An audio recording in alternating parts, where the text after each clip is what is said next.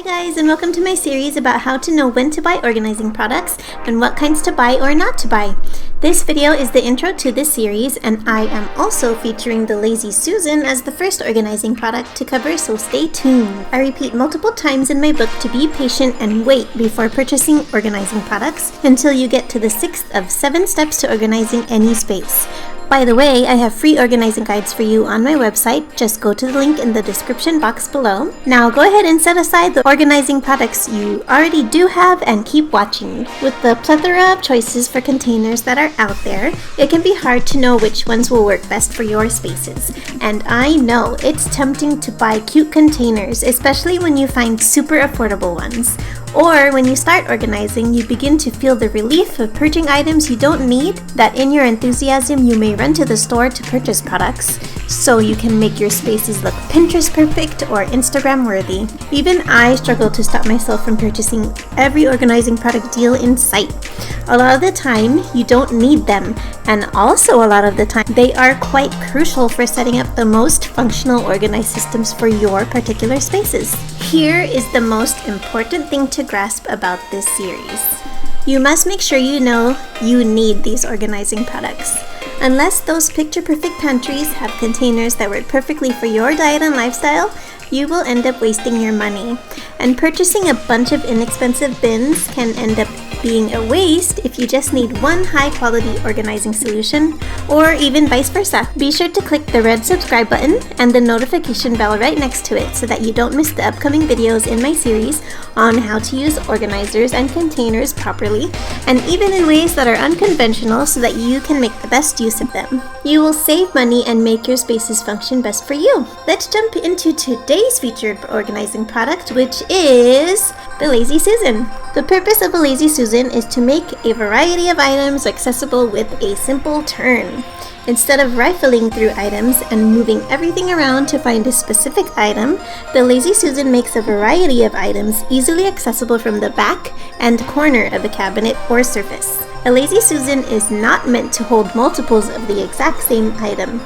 A Lazy Susan can be expensive, so you don't want to spend money when all you have to do is store multiples of the same item one behind the other and quickly slide them forward as they are used. One of the best ways to maximize the use of a Lazy Susan is to use it in a corner, especially within a pantry. This Lazy Susan cabinet is also an example of making things easily accessible from the corner of a cabinet. A Lazy Susan is also perfect for spices and oils and vinegars because of the variety factor I mentioned, which is the purpose of a Lazy Susan. And to maximize space in a house like this with no pantry and a small kitchen, you can use the middle of the Lazy Susan to store taller items because you can see them. Or you can store backup items as the items on the edge of the Lazy Susan are used up. After you take items off of the Lazy Susan, don't forget to replace them with the labels facing out. You can install a Lazy Susan upside down underneath the cabinet or shelf and apply hooks around the edges of a plastic Lazy Susan, or screw cup hooks into a wooden Lazy Susan. You can also add a whole other layer to a Lazy Susan with a wide dowel in the center or smaller dowels around the edge, while you add a plate or pan or wood disc to the top. And here is a bonus smartphone filming hack. You can also add this to your work bag. Click the eye in the corner if you missed my purse organization video.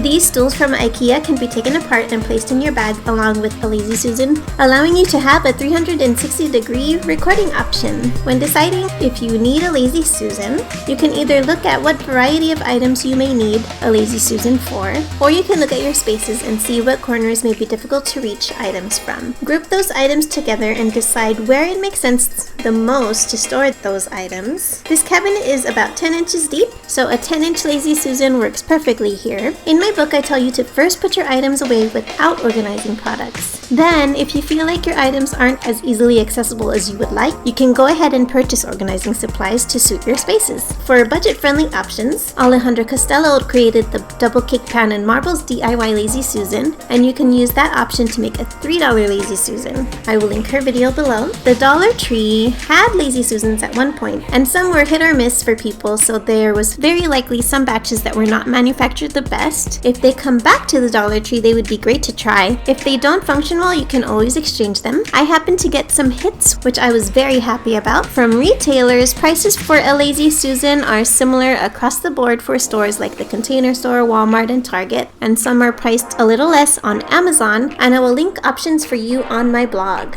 The link will be below. Don't forget to grab your free organizing resources below so that you can know if a Lazy Susan or 2 or 3 will be good solutions for your spaces. I have many more organizing products coming up, so be sure to subscribe and click the notification bell so you can know the moment my next video is up and never miss another organizing video. Happy organizing!